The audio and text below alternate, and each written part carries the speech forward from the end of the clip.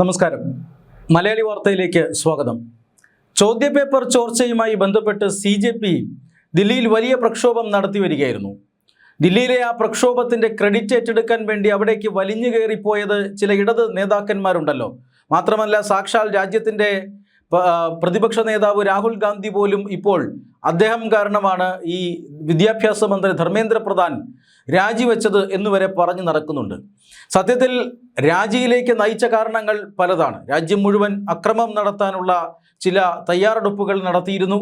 ആ തയ്യാറെടുപ്പുകൾക്കൊപ്പം തന്നെ യുവജനതയ്ക്ക് കാര്യമായ ചില ആശങ്കകൾ ഉണ്ടായിരുന്നു. ഇതെല്ലാം പരിഗണിച്ചുകൊണ്ടാണ് കേന്ദ്ര സർക്കാർ ഉചിതമായ ഒരു തീരുമാനമെടുത്തത്. BJPക്ക് ഈ ഒരു CJPയുടെ സമരം നേരിടുന്നതിൽ വലിയ വീഴ്ച പറ്റിയെന്ന് ആ പാർട്ടി തന്നെ വിലയിരുത്തുന്നുണ്ട്. പക്ഷെ അപ്പോഴും അതിൻ്റെ ക്രെഡിറ്റ് BJP ഈ പ്രതിപക്ഷത്തിന് നൽകുന്നില്ല. പ്രതിപക്ഷത്തിനോ ഈ പറയുന്ന ഇടത് നേതാക്കൾക്കോ ഒന്നും അതിലൊരു റോളും ഉണ്ടായിരുന്നില്ല. മറ്റു പലരുമാണ് ഈ കാര്യങ്ങളൊക്കെ ആസൂത്രണം ചെയ്തത്. ആ കാര്യങ്ങളൊക്കെ വിജയകരമായി നടക്കുകയും ചെയ്തു. കേന്ദ്ര സർക്കാർ ഒരല്പം പ്രതിരോധത്തിലാവുകയും ഒക്കെ ചെയ്തു. എന്നാൽ ഇപ്പോഴും നമ്മുടെ ജോൺ ബ്രിട്ടാസും അതുപോലെ തന്നെ A റഹീം എന്നൊക്കെ പറയുന്ന ഇടത് MP-മാർ ദില്ലിയിൽ കിടന്ന് ഷോ ഓഫ് കാണിക്കുകയാണ്. അവിടെ SFI ദേശീയ പ്രസിഡന്റിനെ അറസ്റ്റ് ചെയ്യാൻ വരുന്നു. യൂണിഫോം ഇല്ലാതെ അറസ്റ്റ് ചെയ്യാൻ വന്നു. യൂണിഫോം ഇല്ലാതെ മഫ്റ്റിയിൽ പോലീസുകാർക്ക് അറസ്റ്റ് ചെയ്യാൻ പാടില്ല എന്ന നിയമം ഈ രാജ്യത്തുണ്ടോ എന്നൊന്നും അറിയില്ല. പക്ഷേ യൂണിഫോം ഇല്ലാതെ അറസ്റ്റ് ചെയ്യാൻ വന്നു എന്ന് പറഞ്ഞ് അത് തടയുന്നു. പിന്നീട് SFI നേതാക്കളെ ഒക്കെ സംരക്ഷിക്കാനുള്ള ശ്രമം നടത്തുന്നു. ചോദ്യപേപ്പർ ചോർന്നത് രാജ്യത്തിന് മഹാനാണക്കേടായി. എന്തൊക്കെയാണോ ഈ രാജ്യത്ത് നടക്കുന്നത്? ജനാധിപത്യം നശിച്ചോ? ഇങ്ങനെയൊക്കെയുള്ള പല ചോദ്യങ്ങളും പ്രസ്താവനകളുമായി ഇടത് നേതാക്കൾ ദില്ലിയിൽ ചുറ്റിക്കറങ്ങുകയാണ്. മാത്രമല്ല, കേരളത്തിൽ നിന്ന് പോയ മറ്റു പല ആളുകളും ഇപ്പോഴും ദില്ലിയിലുണ്ട്. ഇവരൊക്കെ സംസ്ഥാനത്തേക്ക് മടങ്ങി വരാൻ സമയമായി എന്നാണ് ഈ വാർത്ത സൂചിപ്പിക്കുന്നത്. കാരണം സംസ്ഥാനത്ത് നടന്ന ഞെട്ടിക്കുന്ന കൊള്ളയുടെ വിവരങ്ങൾ ഇപ്പോൾ പുറത്തു വന്നുകൊണ്ടിരിക്കുകയാണ്. അതിൽ പിണറായി വിജയനും അതുപോലെ തന്നെ ഇടത് MP-മാരുമെല്ലാം നാണം കെട്ട് തലകുനിക്കേണ്ടി വരും. കേരളത്തിൽ നടന്ന PSC തട്ടിപ്പിനെ കുറിച്ചുള്ള വിവരങ്ങൾ നേരത്തെ തന്നെ പുറത്തു വന്നതാണ്. അതുകൊണ്ട് തന്നെ അതിനെക്കുറിച്ച് അന്വേഷിക്കാനായി ഒരു SITയെ പ്രത്യേക അന്വേഷണ സംഘത്തെ ഇപ്പോഴത്തെ സർക്കാർ നിയോഗിച്ചിരുന്നു. ആ അന്വേഷണ സംഘം, അതായത് ഇൻസ്പെക്ടർ ജനറൽ അജീത ബീഗമിൻ്റെ നേതൃത്വത്തിലാണ് ഈ അന്വേഷണം ആരംഭിച്ചത്. ആ അന്വേഷണ സംഘം ഇപ്പോൾ പ്രാഥമികമായി ഒരു റിപ്പോർട്ട് നൽകിയിട്ടുണ്ട്. ആ റിപ്പോർട്ടിൽ സത്യത്തിൽ കേരളത്തിനെ ഞെട്ടിക്കുന്ന വിവരങ്ങളാണുള്ളത്. ഞെട്ടിക്കുന്നത് എന്ന് പറയാൻ കാരണം, കേരളത്തിലെ PSC ആസ്ഥാനത്തെ കേരളത്തിലെ യുവജനങ്ങൾ ഒരു ക്ഷേത്രം പോലെയാണ് കാണുന്നത്. PSC ആസ്ഥാനത്തിന് മുന്നിലൂടെ നടന്നു പോകുന്ന ആളുകൾ വളരെ ബഹുമാനത്തോടു കൂടിയാണ് ആ കെട്ടിടത്തെ നോക്കിക്കാണുന്നത്. കാരണം അവരുടെ ഭാവി അവിടെയുണ്ട് എന്നവർക്കറിയാം. ആ കെട്ടിടത്തിലുള്ള ഒരു സംവിധാനത്തെ കേരളത്തിലെ ജനങ്ങൾ വലിയ രീതിയിൽ വിശ്വസിച്ചിരുന്നു 2016 പിണറായി വിജയൻ അധികാരത്തിൽ വരുന്നത് വരെ. എന്നാൽ അതിനുശേഷം പിണറായി വിജയൻ്റെ സർക്കാർ കാട്ടിക്കൂട്ടിയ സാഹസങ്ങൾ കാരണം PSCയുടെ വിശ്വാസ്യത പണ്ടേ നഷ്ടമായി. പക്ഷേ ഇങ്ങനെയൊക്കെ കള്ളത്തരങ്ങൾ ചെയ്യാൻ സാധിക്കുമായിരുന്നോ എന്ന് ഇപ്പോഴാണ് കേരളത്തിലെ ജനങ്ങൾ അറിയുന്നത്. ഇത്രയൊക്കെ അട്ടിമറി നടന്നിട്ടും മുഖ്യമന്ത്രി കസേരയിൽ ഞെളിഞ്ഞിരിക്കുകയായിരുന്ന പിണറായി വിജയൻ എന്തു ചെയ്യുകയായിരുന്നു എന്ന ചോദ്യമാണ് സംസ്ഥാനത്തെ യുവജനത ഇപ്പോൾ ചോദിച്ചുകൊണ്ടിരിക്കുന്നത്. അത് മറ്റൊന്നുമല്ല, അതായത് PSCയുമായി ബന്ധപ്പെട്ട തട്ടിപ്പ്, ആസൂത്രണ ബോർഡിലെ ചീഫ് എന്ന് പറയുന്ന പോസ്റ്റ്, ഇൻഡസ്ട്രി ആൻഡ് ഇൻഫ്രാസ്ട്രക്ചർ ഡിവിഷനിലെ ആസൂത്രണ ബോർഡിലെ ചീഫ്, ഇതൊരു പദവിയാണ്. ഈ പദവിയിലേക്ക് നടന്ന ഒരു പരീക്ഷ, ആ പരീക്ഷയിലെ ക്രമക്കേടുകളാണ് ഇപ്പോൾ പുറത്തു വരുന്നത്. അതായത് അങ്ങനെ ഒരു പരീക്ഷ നടത്തുന്നു, നിരവധി ഉദ്യോഗാർത്ഥികൾ ആ പരീക്ഷ എഴുതുന്നു, അതിനുശേഷം റാങ്ക് ലിസ്റ്റ് പുറത്തു വരുന്നു. ആ റാങ്ക് ലിസ്റ്റിൽ 1ാം റാങ്കായി മാറുന്നത് ഈ അരുൺ J. പ്രതാപ് എന്ന് പറയുന്ന വ്യക്തിയാണ്. പക്ഷേ ഞെട്ടിക്കുന്ന ഒരു കാര്യം, കേരളത്തിലെ ജനങ്ങളെ മുഴുവൻ, അവരുടെ ബുദ്ധിശേഷിയെ മുഴുവൻ വില കുറച്ച് കാണിക്കുന്ന ഒരു കാര്യം എന്ന് പറയുന്നത്, ഈ 1ാം റാങ്കുകാരന് കേരളത്തിലെ സർക്കാർ ഉദ്യോഗങ്ങളിൽ ഒരു ടോപ്പ് മോസ്റ്റ് പൊസിഷൻ എന്ന് തന്നെ പറയാവുന്ന, അതായത് വളരെ പ്രധാനപ്പെട്ട ഒരു പദവിയാണത്, ആസൂത്രണ ബോർഡ് ചീഫ് എന്ന് പറയുന്നത്. ആ ഒരു പദവിയിലേക്ക് നടന്ന ഒരു ഉദ്യോഗാർത്ഥികളുടെ തെരഞ്ഞെടുപ്പിൽ പരീക്ഷ എഴുതി 1ാം റാങ്ക് കിട്ടിയ ഉദ്യോഗാർത്ഥിക്ക് ലഭിച്ചിരിക്കുന്നത് വെറും 53 മാർക്കാണ്. 100ൽ 53 മാർക്ക് കിട്ടിയവൻ 1ാം റാങ്കുമായി ആ 1ാം തരം ആകർഷണീയതയുള്ള ജോലി തട്ടിക്കൊണ്ടുപോകുന്നു. സംശയം തോന്നും ഒപ്പം എഴുതിയവർക്ക്. കാരണം പഠിച്ച് ഇതിനെക്കുറിച്ച് വളരെ വിശദമായി പഠിച്ച് രാവിനെ പകലാക്കിക്കൊണ്ട് പണിയെടുത്ത് പരീക്ഷ എഴുതിയ ഉദ്യോഗാർത്ഥികൾക്ക് വളരെ പെട്ടെന്ന് ഇതിൽ സംശയം തോന്നാം. താൻ എത്ര മാർക്കിനായിരിക്കും എഴുതിയിട്ടുണ്ടാവുക എന്ന് ഒരു ഏകദേശ ധാരണ എല്ലാ ഉദ്യോഗാർത്ഥികൾക്കും ഉണ്ടാകും. അങ്ങനെ ഇരിക്കുമ്പോൾ വളരെ ഉയർന്ന മാർക്കിന് എഴുതിയിട്ടുണ്ട് എന്ന് വിലയിരുത്തിയ ഉദ്യോഗാർത്ഥികൾ അങ്ങനെ വിശ്വസിച്ചിരിക്കുമ്പോൾ 53 മാർക്ക് കിട്ടിയ 100-ന് വെറും 53 മാർക്ക് കിട്ടിയ ഒരു ഉദ്യോഗാർത്ഥി 1ാം റാങ്കിലെത്തുകയും ആ ജോലി തട്ടിക്കൊണ്ടുപോവുകയും ചെയ്താൽ ബാക്കിയുള്ളവർ മിണ്ടാതിരിക്കുമെന്ന് ഈ പിണറായി വിജയൻ സർക്കാരിലെ ആളുകൾ വിചാരിച്ചോ എന്നറിയില്ല. പക്ഷേ പലരും RTI അപേക്ഷ നൽകി. തനിക്ക് താൻ എഴുതിയ ഉത്തരക്കടലാസിൻ്റെ പകർപ്പ് വേണമെന്ന് ആവശ്യപ്പെട്ടുകൊണ്ട് ഉദ്യോഗാർത്ഥികൾ രംഗത്ത് വന്നു. ഈ RTIയുടെ പകർപ്പ് നൽകാതിരിക്കാൻ PSCക്കകത്തുള്ള ഏമാന്മാർ പരമാവധി ശ്രമിച്ചു. 1-1.5 വർഷം ഈ രേഖകൾ കൊടുക്കാതെ അല്ലെങ്കിൽ ഉത്തരക്കടലാസുകൾ കൊടുക്കാതെ PSCയിലെ ഏമാന്മാർ പിടിച്ചു നിന്ന് നോക്കി. പിന്നീട് അതിനുശേഷം ആ ഉത്തരക്കടലാസ് ഉദ്യോഗാർത്ഥികൾക്ക് കൊടുക്കുമ്പോൾ അവർ കണ്ടത് ഞെട്ടിപ്പോയി.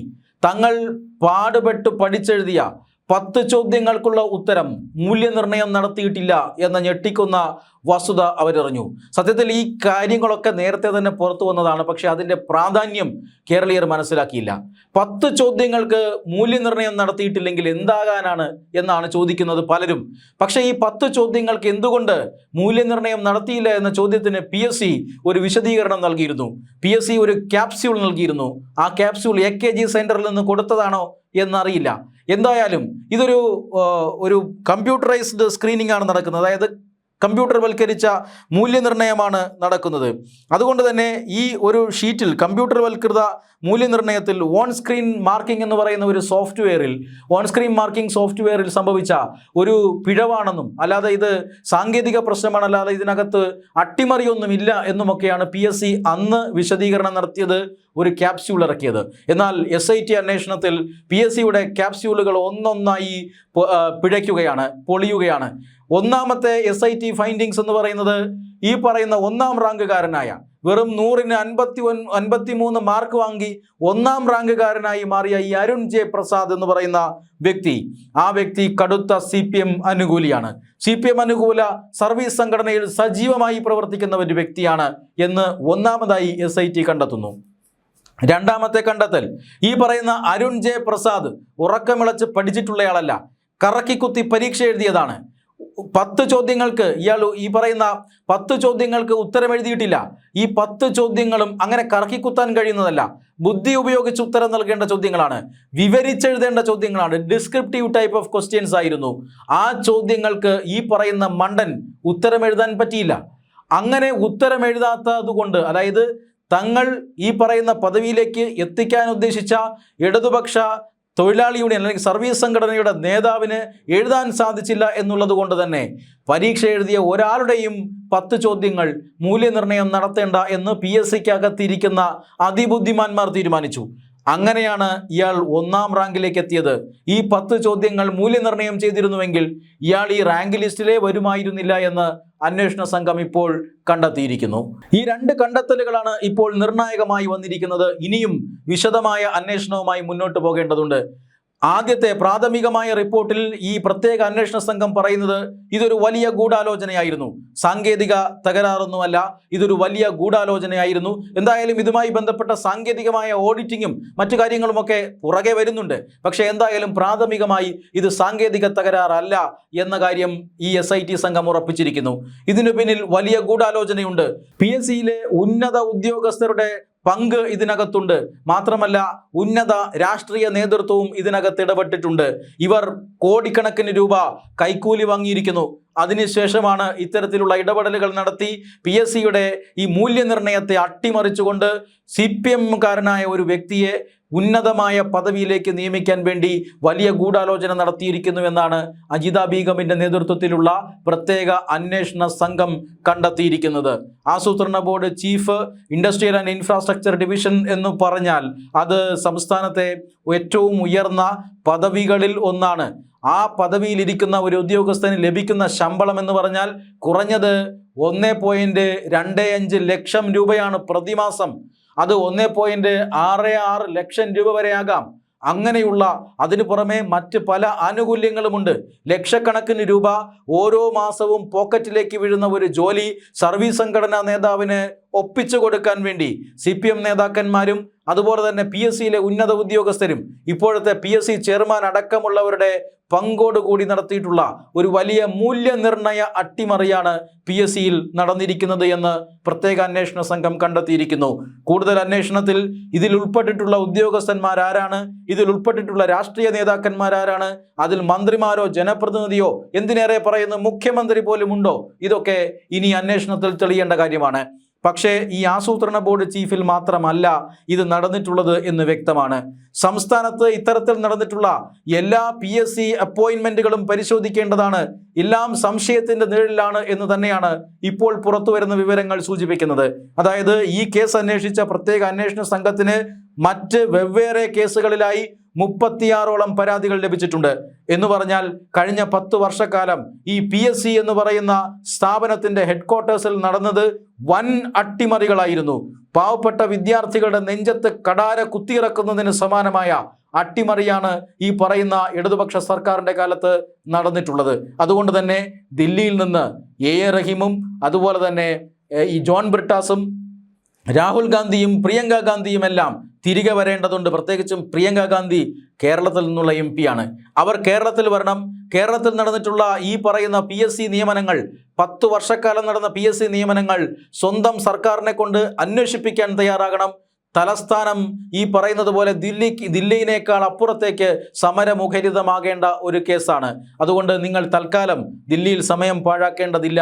നീറ്റ് പരീക്ഷ ചോർന്നതുമായി ബന്ധപ്പെട്ട കേസുകൾ അത് ഇതിനോടകം തന്നെ പൂർത്തിയായി കഴിഞ്ഞിരിക്കുന്നു. 2 പേർ അറസ്റ്റിലായിട്ടുണ്ട്. അവർക്ക് സർക്കാരുമായി യാതൊരു ബന്ധവുമില്ല. പക്ഷേ ഇപ്പോൾ ഇവിടെ PSCയിലെ ഉന്നത ഉദ്യോഗസ്ഥരും രാഷ്ട്രീയ നേതൃത്വത്തിനും തീർച്ചയായും ബന്ധമുണ്ട് എന്ന് പോലീസ് സംവിധാനങ്ങൾ തന്നെ അന്വേഷിച്ച് കണ്ടെത്തിയിരിക്കുന്നു. അതുകൊണ്ട് നിങ്ങൾ നിങ്ങളുടെ സമരത്തിൻ്റെ തട്ടകം SFI ആയാലും CPM ആയാലും DYFI ആയാലും രാഹുൽ ഗാന്ധി ആയാലും ആ തട്ടകം കേരളത്തിലേക്ക് മാറ്റിയാലും